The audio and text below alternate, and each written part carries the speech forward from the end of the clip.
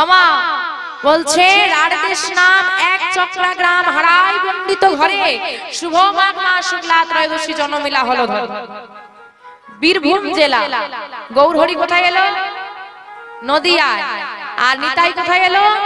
বীরভূম। আলাদা জায়গা, একদম আলাদা। বীরভূম জেলায়।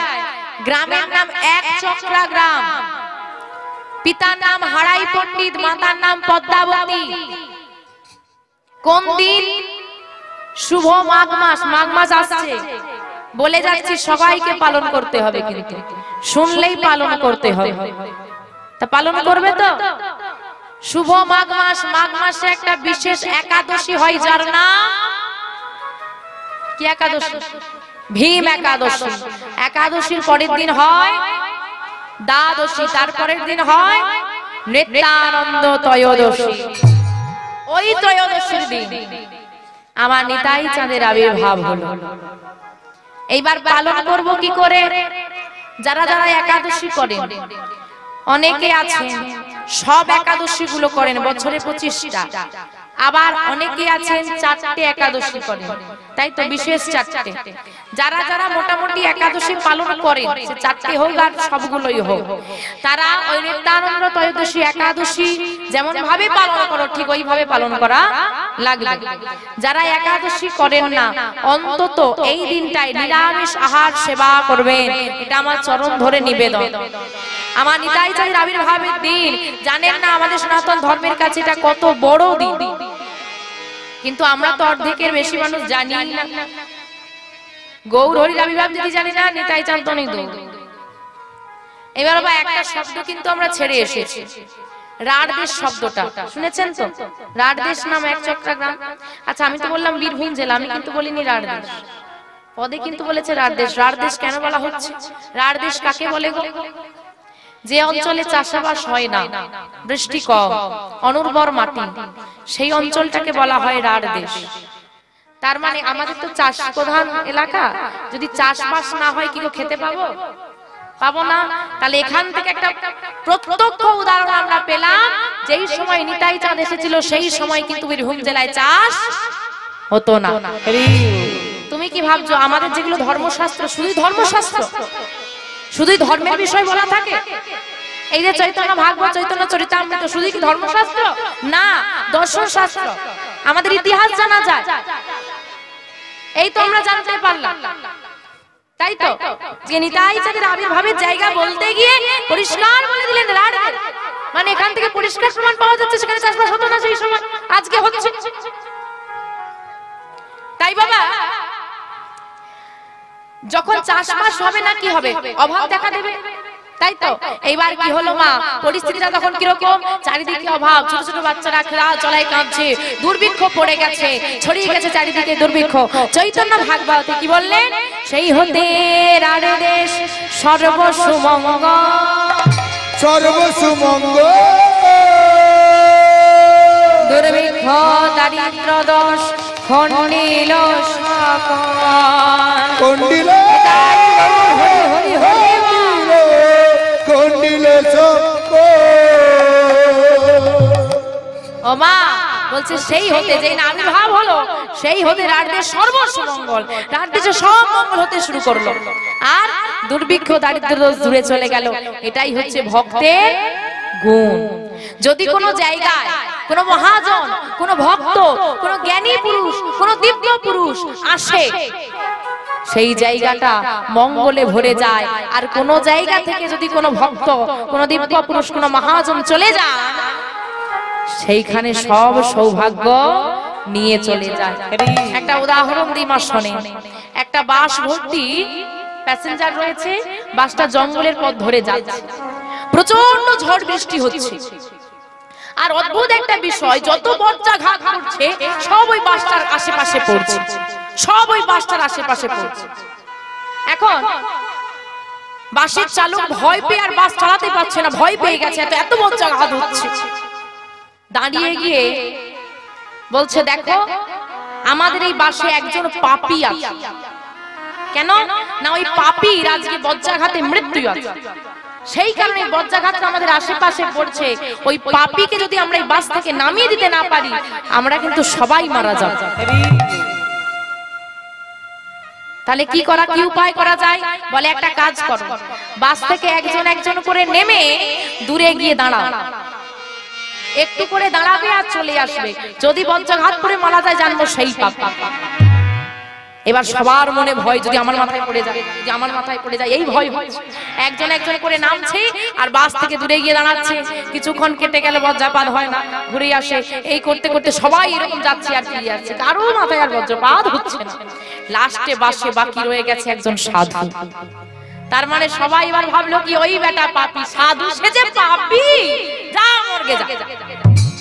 সাধুকে কি করেছে, বাস থেকে নামিয়ে দিয়ে সাধু দূরে গিয়ে দাঁড়িয়েছে আর বাস বলছে, ও যখন পাপী, কেউ যখন আমরা মরিনি, তার মানে ওই পাপী। তাহলে চল এবার বাস ছেড়ে দিয়ে পালিয়ে চলো।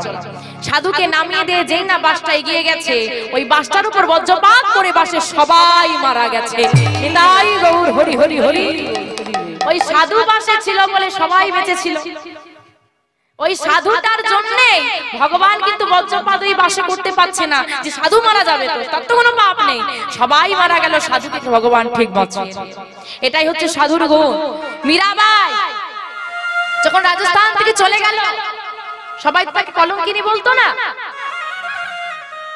সবাই তাকে কলঙ্কিনী বলতো, চলে গিয়েছিল যে এত দুঃখ কোথায় রাখবে, ছেড়ে চলে যায়। মীরাবাই চলে গেল। এবার যখন চলে গেল, এদিকে হাহাকার পড়ে গেল, সবার ঘরে দুর্ঘটনা ঘটছে, কেউ শান্তিতে নেই। একজন বলল, জানো তোমাদের এখান থেকে একটা ভক্ত কষ্ট পেয়ে চলে গেছে, কে? মীরা। কেউ মীরাকে সহ্য করতে পারত না। ফিরিয়ে নিয়ে এসো, যদি মীরাকে ফিরিয়ে আনতে না পারো, সবাই তোমরা শেষ হয়ে যাবে। মীরাকে আনতে গেল সবাই।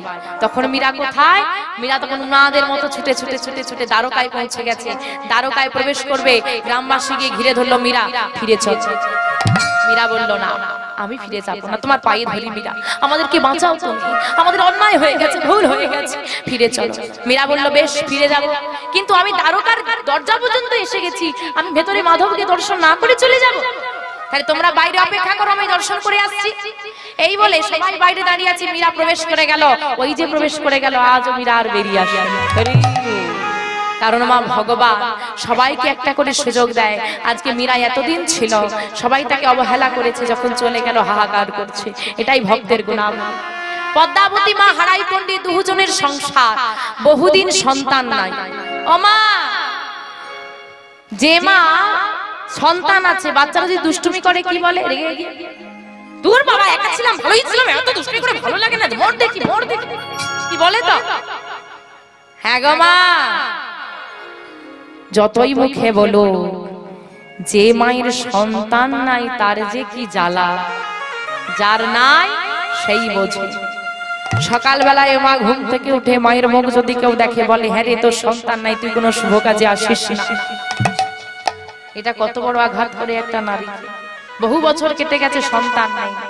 গৌর গোবিন্দ কৃপায় এদিকে পদ্মাবতী মা গর্ভবতী হলো, আর আনন্দের সীমা, গর্ভবতী হয়েছে মা। দেখো খুব সাবধান, বহু বছর সন্তান হয়নি, গর্ভবতী হয়েছে। দেখতে দেখতে দেখতে দেখতে দিন যাচ্ছে, আর এদিকে 10 মাস 10 দিন পূর্ণ হয়েছে। যেই না 10 মাস 10 দিন পূর্ণ হয়েছে, কি হলো গো? আজ শুভ দিনে, উলু ধ্বনি উলু ধ্বনি উলু ধ্বনি, আজ শুভ দিনে শুভক্ষণে জন্ম লভিল। শুভ দিনে শুভক্ষণে জন্ম লভিল, শুভ দিনে শুভক্ষণে জন্ম লভিল, আজ শুভ দিনে শুভক্ষণে জন্ম লভিল। পদ্মাবতী মায়ের কোলে সন্তান আসিল, পদ্মাবতী মায়ের কোলে সন্তান আসিল, পদ্মাবতী মায়ের কোলে সন্তান আসিল, পদ্মাবতী মায়ের কোলে সন্তান আসিল। আনন্দ আর ধরে না, ধরে না, আনন্দ আর ধরে না, ওই না ঘরে ঘরে উলু ধ্বনি, আনন্দ উলু ধ্বনি উলু ধ্বনি, আনন্দ ধরে, ওই না ঘরে ঘরে শঙ্খ ধ্বনি, আনন্দ আর ধরে না, ঘরে ঘরে শঙ্খ ধ্বনি, আনন্দ ধরে, ওই না ঘরে ঘরে হরি ধ্বনি, নিতাই গৌর হরি হরি হরি বল। আনন্দ ধরে না, ঘরে ঘরে উলু ধ্বনি, আনন্দ ধরে না, ঘরে ঘরে শঙ্খ ধ্বনি। আনন্দ ধরে না। আই দিদি, পদ্মাবতীর বহু বছর পর ছেলে হয়েছে, চল গিয়ে দেখে আসি। দলে দলে সবাই দেখতে আসে। আর বাবা এত বছর পর সন্তান হয়েছে তো আনন্দ, তারপর ছেলে হয়েছে আরো আনন্দ। আবার আরেকটা আনন্দের বিষয়, ওই বাচ্চাটার এমন রূপ মানে দেখতে এত সুন্দর দেখতে। মা, দেবতাদের মধ্যে সবথেকে সুন্দর দেখতে কাকে গো? কৃষ্ণকে।